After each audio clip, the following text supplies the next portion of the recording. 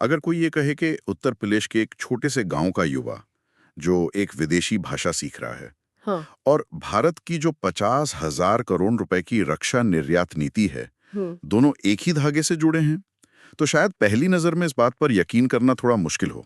बिल्कुल मुश्किल होगा। मतलब सुनने में तो ये दोनों चीजें बिल्कुल अलग अलग दुनिया की लगती हैं। एग्जैक्टली अक्सर रोजमर्रा की खबरें हमें बहुत बिखरी हुई सी लगती हैं। हम्म। एक तरफ कहीं कूटनीति की बातें हो रही होती हैं, हम्म। दूसरी तरफ भारी उद्योगों की, हम्म। और कहीं बहुत दूर पर्यावरण या कला की चर्चा होती है। सही बात है। और इसीलिए आज के इस गहन विश्लेषण में हम 21 मार्च 2026 के कुछ बहुत ही महत्वपूर्ण राष्ट्रीय और अंतर्राष्ट्रीय घटनाक्रमों पर बात करेंगे। बिल्कुल। और सिर्फ बात नहीं करेंगे, बल्कि उस अदृश्य धारा को समझने की कोशिश करेंगे जो इन सबको आपस में जोड़ती है। पन्नों पर छपे तथ्यों को पढ़ना या खबरों की कोई सूची गिनाना नहीं है। बिल्कुल नहीं। असली चुनौती तो ये समझना है कि कैसे एक राज्य की स्थानीय नीतियां हमारे देश की राष्ट्रीय अर्थव्यवस्था, सामरिक सुरक्षा और यहाँ तक कि हमारे मानवीय मूल्य, ये सब किसी मशीन के उन गियर वाले पहियों की तरह हैं जो एक दूसरे को लगातार घुमाते रहते हैं। बहुत ही बढ़िया एनालॉजी है। शुक्रिया। तो आज हम रोजगार, रक्षा, प्रकृति और मानवीय संवेदनाओं के बीच की उन जटिल कड़ियों का विश्लेषण करेंगे जो अक्सर सतही चर्चाओं में छूट जाती हैं। अच्छा, चलिए इस गुत्थी को थोड़ा विस्तार से समझते हैं। इस ज्ञान यात्रा की शुरुआत करते हैं उस बुनियादी चीज से जो किसी भी अर्थव्यवस्था के पहिए को घुमाती है, यानी कौशल और रोजगार। बिल्कुल। तो खबर यह है कि उत्तर प्रदेश सरकार ने मुख्यमंत्री विदेशी भाषा पहल शुरू की है। इसे सीएम फ्लाइट का नाम दिया गया है। CM flight. हाँ, और इसका सीधा सा उद्देश्य युवाओं को विदेशी भाषाओं में प्रशिक्षित करना है। लेकिन यहाँ एक स्वाभाविक सवाल उठता है। क्या सवाल? मतलब क्या सिर्फ एक नई भाषा सीख लेने से कोई रातों रात ग्लोबल अर्थव्यवस्था का हिस्सा बन जाता है? क्या ये सिर्फ एक और सरकारी सर्टिफिकेट बांटने की योजना है, या इसके पीछे कोई ठोस आर्थिक रणनीति काम कर रही है? एग्जैक्टली, मैं यही सोच रहा था। ये बहुत ही जायज सवाल है, और अगर हम इसे सतही तौर पर देखें तो ये सिर्फ एक शिक्षा नीति लग सकती है। लेकिन गहराई में जाने पर मैं कहूंगी कि ये एक बहुत ही आक्रामक आर्थिक रणनीति है। आक्रामक रणनीति? वो कैसे? देखिए, अक्सर लोग इस बात पर ध्यान नहीं देते कि आज जापान, जर्मनी या यूरोप के कई देशों की अर्थव्यवस्थाएं एक बड़े डेमोग्राफिक संकट से गुजर रही हैं। अच्छा, मतलब वहाँ युवाओं की आबादी कम हो रही है? बिल्कुल सही।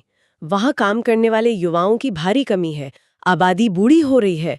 तो जब उत्तर प्रदेश जैसे बड़े राज्य का कोई युवा जापानी या जर्मन भाषा सीखकर उस बाजार में कदम रखता है, तो वह सिर्फ एक आम प्रवासी मजदूर नहीं रहता। वही तो, भाषा उसे एक प्रीमियम वर्कफोर्स में बदल देती है। हाँ। उसकी मोल भाव करने की क्षमता यानी नेगोशिएशन पावर बढ़ जाती है। हाँ, ये पॉइंट बहुत दिलचस्प है। हाँ, वो युवा उन देशों की स्वास्थ्य सेवाओं या इंजीनियरिंग सेक्टर में सीधे तौर पर काम कर सकता है। मतलब भाषा वो तकनीकी उपकरण है जो अंतर्राष्ट्रीय बाजार में उसके श्रम के मूल्य को कई गुना बढ़ा देता है। क्या बात है, ये एक बहुत ही शानदार दृष्टिकोण है। मतलब आप कह सकते हैं कि भाषा सीखना दिमाग के लिए एक ग्लोबल पासपोर्ट हासिल करने जैसा है। बहुत सही शब्द इस्तेमाल किया आपने, ग्लोबल पासपोर्ट। हाँ। जो सीधे तौर पर आय को बढ़ाता है। लेकिन यहाँ एक व्यावहारिक अड़चन भी तो आती है। अड़चन कैसी? मतलब जब ये युवा सीमाओं के पार जाकर काम करते हैं और पैसा कमाते हैं, हाँ। तो उस पैसे को वापस अपने देश, अपने गांव की अर्थव्यवस्था में कैसे लाया जाए? क्योंकि अगर वे वही पुराना पारंपरिक बैंकिंग सिस्टम इस्तेमाल करते हैं तो बिचौलिए और बैंक भारी कमीशन वसूलते हैं। बिल्कुल, और उस प्रक्रिया में कई दिन भी लग जाते हैं। तो फिर इसका फायदा ही क्या हुआ अगर कमाई का बड़ा हिस्सा कट जाए? और ठीक इसी जगह पर कूटनीति और वित्तीय बुनियादी ढांचा तस्वीर में आते हैं। यहाँ जो सबसे दिलचस्प बात है वो ये है कि भारत और भूटान के बीच हाल ही में एक बहुत ही महत्वपूर्ण समझौता हुआ है। अच्छा, भूटान के साथ? हाँ, ये डाक सहयोग और डिजिटल रेमिटेंस को लेकर एक MOU है। अब जरा इसे सीएम फ्लाइट के संदर्भ में जोड़कर देखिए। मतलब एक तरफ तो हम युवाओं को भाषा सिखाकर बाहर भेज रहे हैं, एग्जैक्टली। कौशल विकास के जरिए लोगों को वैश्विक स्तर पर भेजा जा रहा है, और दूसरी तरफ डिजिटल रेमिटेंस के जरिए ये सुनिश्चित किया जा रहा है कि उनके द्वारा कमाया गया पैसा बिना किसी लीकेज के सीधे घर पहुंचे। बिल्कुल, बिना किसी काट या कमीशन के, सीधे और तुरंत उनके परिवारों तक। डिजिटल रेमिटेंस की इस प्रक्रिया को थोड़ा और स्पष्ट करना जरूरी है, क्योंकि अक्सर लोग सोचते हैं कि पैसा भेजना तो हमेशा से आसान रहा है। नहीं, ऐसा बिल्कुल नहीं है। वही तो, पारंपरिक जो स्विफ्ट प्रणाली है या जो वायर ट्रांसफर होते हैं, उनमें अक्सर 5 से 7% तक का लेन देन शुल्क कट जाता है। जो कि एक बहुत बड़ी रकम होती है किसी भी आम इंसान के लिए। बिल्कुल, लेकिन इस भारत भूटान समझौते के तहत जैसे हमारी यूपीआई प्रणाली है, उसके एकीकरण से ये लागत लगभग शून्य हो जाती है। शून्य लागत मतलब सीमा पार काम करने वाले व्यक्ति की गाढ़ी कमाई का एक एक पैसा सीधे उसकी स्थानीय अर्थव्यवस्था में पंप होता है। और ये बहुत बड़ी बात है। बिल्कुल बड़ी बात है। देखिए, कूटनीति हमेशा उन बंद कमरों में होने वाले बड़े राजनीतिक सम्मेलनों तक सीमित नहीं होती। डिजिटल रेमिटेंस जैसे समझौते सीधे तौर पर आम इंसान की क्रय शक्ति यानी परचेजिंग पावर को बढ़ाते हैं। बात तो सही है। जब एक देश का नागरिक दूसरे देश में काम करके आसानी से पैसा वापस भेज सकता है, तो दोनों देशों की क्षेत्रीय अर्थव्यवस्थाएं बहुत गहराई से जुड़ जाती हैं। और यही वित्तीय सुगमता है जो देशों के बीच दीर्घकालिक विश्वास को जन्म देती है। एग्जैक्टली। अब देखिए, जब हम एक मजबूत अर्थव्यवस्था, अंतर्राष्ट्रीय विश्वास और सीमाओं के पार प्रभाव की बात करते हैं, तो चर्चा स्वाभाविक रूप से राष्ट्रीय शक्ति के दूसरे पहलू की ओर मुड़ जाती है। आप रक्षा क्षेत्र की बात कर रहे हैं। जी हाँ, रक्षा और कूटनीति। अब यहाँ जो आंकड़े सामने आ रहे हैं, वे सच में बहुत हैरान करने वाले हैं। अच्छा, क्या आंकड़े हैं? रक्षा मंत्रालय ने वर्ष 2030 तक 50,000 करोड़ रुपए के रक्षा निर्यात यानी डिफेंस एक्सपोर्ट का लक्ष्य रखा है। 50,000 करोड़ रुपए, ये तो बहुत बड़ा लक्ष्य है। वही तो, और यहीं एक बड़ा सवाल खड़ा होता है। हम तो दशकों से दुनिया के सबसे बड़े हथियार आयातकों में से एक रहे हैं। मतलब हम तो बाहर से खरीदते आए हैं। हाँ, अपनी सेना के लिए दूसरे देशों से टैंक और लड़ाकू विमान मंगाना हमारी पुरानी आदत रही है। बिल्कुल। ऐसे में अचानक 50,000 करोड़ के निर्यात का ये लक्ष्य, मतलब क्या ये जमीनी हकीकत से मेल खाता है? ये इतना बड़ा बदलाव आखिर कैसे संभव है? ये संदेह बहुत ही स्वाभाविक है। कोई भी ये सोचेगा कि कल तक जो देश खरीद रहा था, वो अचानक इतना बड़ा निर्यातक कैसे बन सकता है? हाँ, कागज पर तो कुछ भी लिख सकते हैं। बिल्कुल, लेकिन अगर हम पिछले कुछ वर्षों के रक्षा उत्पादन के आंकड़ों का गहराई से विश्लेषण करें, तो ये लक्ष्य कोई हवाई दावा नहीं लगता। अच्छा। हाँ, मैं कहूंगी कि ये भारत की सामरिक मानसिकता में एक बहुत बड़े बदलाव का सूचक है। भारत अब केवल अपने लिए उपकरण नहीं बना रहा है। तो फिर किसके लिए बन रहे हैं? देखिए, ब्रह्मोस मिसाइल हो या पिनाका रॉकेट लॉन्चर या फिर हमारे हल्के लड़ाकू हेलीकॉप्टर्स, इन उपकरणों की मांग अफ्रीका और दक्षिण पूर्व एशिया के देशों में बहुत तेजी से बढ़ रही है।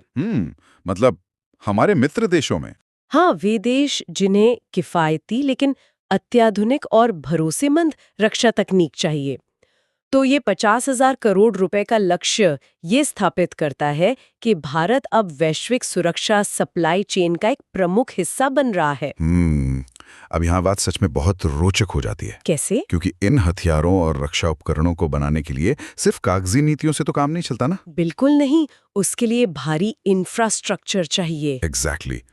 50,000 करोड़ रुपए के रक्षा उपकरण बनाने के लिए आपको लाखों टन उच्च गुणवत्ता वाले स्टील की जरूरत होगी, कल पुर्जे चाहिए होंगे, और एक विशाल भारी औद्योगिक बुनियादी ढांचा चाहिए होगा। वही तो क्या हमारा घरेलू उद्योग इस विशाल मांग को पूरा करने के लिए तैयार है? ये एक बहुत ही क्रिटिकल पॉइंट है।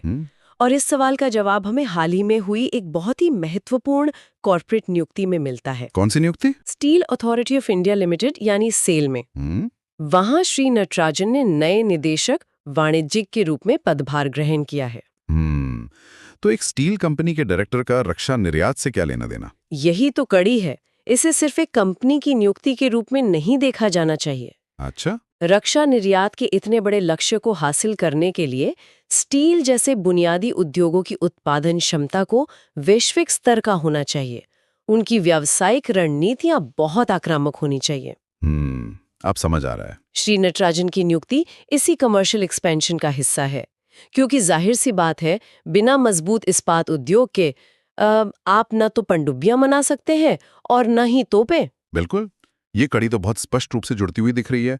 मतलब कुशल युवा, फिर मजबूत अर्थव्यवस्था, भारी उद्योग और अंत में रक्षा निर्यात। हाँ, एक पूरा चक्कर बन रहा है। लेकिन इन सब बड़ी बड़ी मशीनों और लक्ष्यों के पीछे आखिर में तो एक इंसान ही होता है ना। शासन में रहकर देश की सीमाओं की रक्षा करते हैं। उनके रिटायरमेंट के बाद क्या होता है? अक्सर ये देखा गया है कि 35 या 40 साल की उम्र में जो सैनिक रिटायर हो जाते हैं, उन्हें नागरिक समाज में कोई सही दिशा नहीं मिल पाती। यह एक बहुत ही गंभीर मुद्दा है और मैं कहूंगी कि इसे अक्सर अनदेखा कर दिया जाता है। बिल्कुल। लेकिन अच्छी बात यह है कि अब इस दिशा में ठोस रणनीतिक कदम उठाए जा रहे हैं। जैसे कि नई दिल्ली में हाल ही में रक्षा मंत्रालय के पुनर्वास महानिदेशालय, जिसे DGR कहा जाता है, DGR, उनके द्वारा पूर्व सैनिकों के लिए एक बहुत विशाल रोजगार मेले का आयोजन किया गया है। तो क्या ये किसी आम रोजगार मेले जैसे ही है? बिल्कुल नहीं, ये सिर्फ एक सामान्य रोजगार मेला नहीं है। आप खुद सोचिए, सेना में जो लॉजिस्टिक्स मैनेजमेंट होता है या संकट के समय तुरंत निर्णय लेने की क्षमता, हाँ, उनका जो सप्लाई चेन संभालने का तजुर्बा होता है। एग्जैक्टली, वो अनुभव किसी भी बड़ी मैन्युफैक्चरिंग या कॉर्पोरेट कंपनी के लिए सोने की खान जैसा है। अरे वाह, ये तो मैंने सोचा ही नहीं था। हाँ, तो DGR का ये प्रयास यही सुनिश्चित करता है कि पूर्व सैनिकों का ये उच्च स्तरीय अनुभव व्यर्थ न जाए, बल्कि उसे हमारे कॉर्पोरेट और औद्योगिक ढांचे में दोबारा इस्तेमाल या कह ले रिसाइकिल किया जा सके। ये रिसाइकिल करने का विचार बहुत ही शक्तिशाली है। मतलब जिसने कल तक बर्फीली सीमाओं पर रसद पहुंचाई, वो आज सेल जैसी कंपनियों की विशाल सप्लाई चेन को सुधार सकता है। बिल्कुल, वही अनुशासन वो कॉर्पोरेट में ला सकता है। लेकिन जब हम इस तरह के भारी उद्योगों के विस्तार की बात करते हैं, 50,000 करोड़ के हथियारों का निर्माण और विशाल कॉर्पोरेट ढांचे की बात करते हैं, हाँ, तो एक बहुत ही गहरा विरोधाभास भी तो सामने आता है। आप पर्यावरण की बात कर रहे हैं ना? एग्जैक्टली। क्या हम विकास की इस अंधी दौड़ में अपने पर्यावरण को बहुत पीछे नहीं छोड़ रहे हैं? ये डर हमेशा बना रहता है।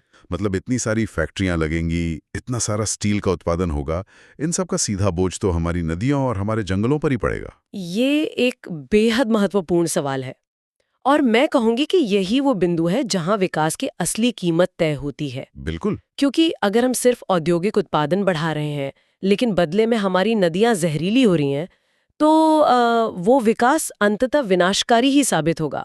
तो फिर इसका समाधान क्या है? इसी को संतुलित करने के लिए डैमेज कंट्रोल और पारिस्थितिक बहाली यानी इकोलॉजिकल रेस्टोरेशन के प्रयास भी समानांतर रूप से चल रहे हैं। कोई उदाहरण है इसका? हाँ, बिल्कुल। उत्तर प्रदेश का गोमती नदी पुनर्जीवन मिशन इसका एक बहुत अच्छा उदाहरण है। गोमती नदी मिशन? हाँ। इसमें क्या खास है? अक्सर लोग सोचते हैं कि नदी सफाई का मतलब है बस नदी से प्लास्टिक निकाल देना। हाँ, आमतौर पर तो यही माना जाता है। लेकिन ये मिशन सिर्फ उतना नहीं है। ये नदी के कैचमेंट एरिया यानी जल ग्रहण क्षेत्र को बहाल करने का एक वैज्ञानिक प्रयास है। इसमें बायोकेमिकल ऑक्सीजन डिमांड यानी BOD के स्तर को सुधारने पर काम हो रहा है।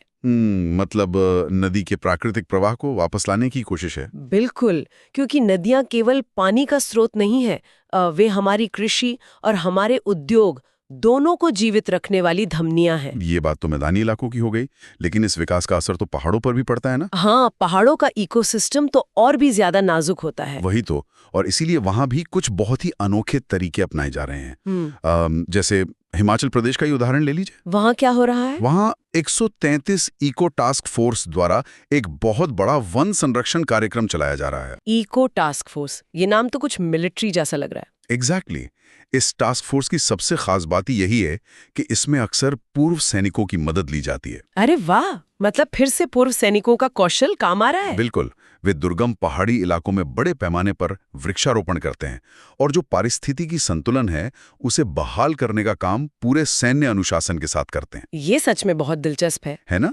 मतलब ये देखना कितना अद्भुत है कि जो सेना कल तक हमारी सीमाओं की रक्षा कर रही थी, वही अब हमारे जंगलों की भी रक्षा कर रही है। बिल्कुल। और देखिए, पर्यावरण के इस स्वास्थ्य का एक बहुत ही सीधा और गहरा संबंध हमारे अपने यानी मानव शरीर के स्वास्थ्य से भी है।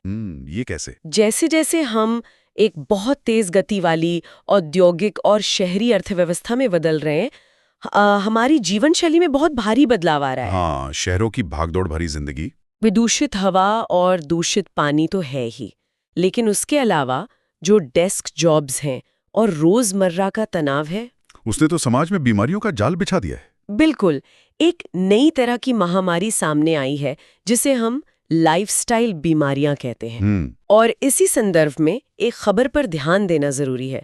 हाल ही में डॉक्टर जितेंद्र सिंह को चेन्नई में चिकित्सा और विशेषकर मधुमेह यानी डायबिटीज के क्षेत्र में उनके उत्कृष्ट योगदान के लिए सम्मानित किया गया है।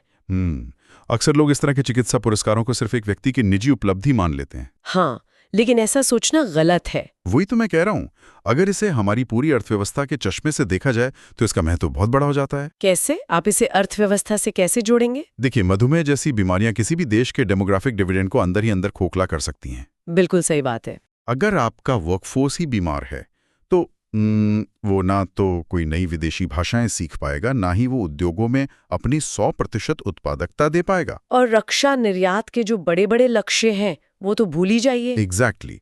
और स्वास्थ्य देखभाल पर जो इतना भारी खर्च होता है वो पूरी अर्थव्यवस्था को पीछे खींचता है। बहुत ही लॉजिकल पॉइंट है। इसीलिए मैं मानता हूं कि डॉक्टर जितेंद्र सिंह जैसे विशेषज्ञों का जो शोध है वो इस तेज रफ्तार विकास के दुष्प्रभावों से निपटने के लिए एक ढाल का काम करता है। ये विश्लेषण एकदम सटीक है।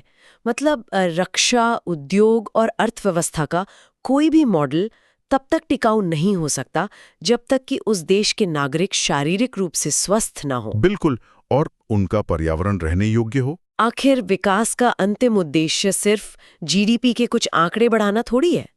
इसका असली मकसद तो मानव जीवन की गुणवत्ता में सुधार करना है। और मानव जीवन की गुणवत्ता का जो सबसे अंतिम और सबसे बड़ा पैमाना है वो क्या है? आप ही बताइए। मेरा मतलब है, हम एक मजबूत अर्थव्यवस्था क्यों चाहते हैं?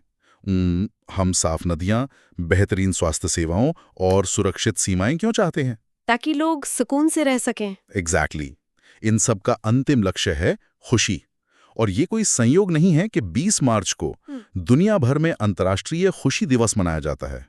International day of happiness. हाँ, अगर आप इसे समाजशास्त्रीय रूप से देखें तो खुशी केवल एक व्यक्तिगत भावना नहीं है, ये असल में एक स्वस्थ और सुरक्षित समाज का सबसे बड़ा इंडिकेटर है। बात तो आपकी सही है, लेकिन यहाँ ये समझना भी बहुत जरूरी है कि खुशी को लेकर कोई भी चर्चा तब तक अधूरी है जब तक समाज में गहरा विभाजन मौजूद है। विभाजन? किस तरह का विभाजन? देखिए, एक समाज में समग्र खुशी तभी आ सकती है जब वहाँ संसाधनों और अवसरों की समानता हो। इसीलिए 20 मार्च के खुशी दिवस के ठीक अगले दिन, यानी 21 मार्च को, हाँ 21 मार्च को संयुक्त राष्ट्र द्वारा रंग भेद के खिलाफ अंतर्राष्ट्रीय दिवस मनाया जाता है। International day for the elimination of racial discrimination. बिल्कुल। जब किसी भी समाज में नस्ल, रंग या जाति के आधार पर भेदभाव होता है तो वो समाज अपनी पूरी आर्थिक और बौद्धिक क्षमता का कभी उपयोग नहीं कर पाता। ये तो बहुत ही गहरी बात है। हाँ, असमानता कोई मामूली सामाजिक बुराई नहीं है, बल्कि ये सीधे तौर पर हमारी राष्ट्रीय उत्पादकता और सामाजिक स्थिरता को नष्ट करती है। ये देखना वाकई अद्भुत है कि कैसे कैलेंडर के ये दोनों दिन आपस में इस तरह जुड़े हुए हैं। बिल्कुल जुड़े हैं। मतलब जब तक समाज के एक हिस्से को हाशिए पर रखा जाएगा तब तक अंतर्राष्ट्रीय खुशी दिवस का जो लक्ष्य है वो अधूरा ही रहेगा। एकदम सही। लेकिन जब एक समाज इन सब भेदभावों से ऊपर उड़ जाता है, जब वहां न्याय होता है, स्वास्थ्य होता है, तब मानवीय भावनाएं अपने सबसे उत्कृष्ट रूप में प्रकट होती हैं। और तब जन्म होता है कला का, स्वतंत्र अभिव्यक्ति का। बिल्कुल। और इसीलिए 21 मार्च का दिन सिर्फ रंग भेद के खिलाफ लड़ने का दिन नहीं है। हाँ, ये विश्व कविता दिवस भी है। वर्ल्ड पोएट्री डे, जिसे यूनेस्को ने 1999 में मान्यता दी थी। और यूनेस्को द्वारा इसे मान्यता देने का कारण भी बहुत गहरा है। वो क्या है? अक्सर लोग सोचते हैं कि कविताएं तो बस मनोरंजन का साधन है या कुछ शब्दों की तुकबंदी है। हाँ, आम धारणा तो यही है। लेकिन ऐसा नहीं है। कविताएं असल में एक सांस्कृतिक तकनीक है। सांस्कृतिक तकनीक? ये थोड़ा विस्तार से समझाइए। देखिए, जब हम अर्थव्यवस्था और रक्षा की बात करते हैं तो हम देशों के बीच भौतिक और सामरिक संबंध बनाते हैं, जैसे MOU साइन कर लिए या हथियार बेच दिए। हार्ड पावर की बात है। लेकिन कविताएं इंसानों के बीच मनोवैज्ञानिक और भावनात्मक संबंध बनाती हैं।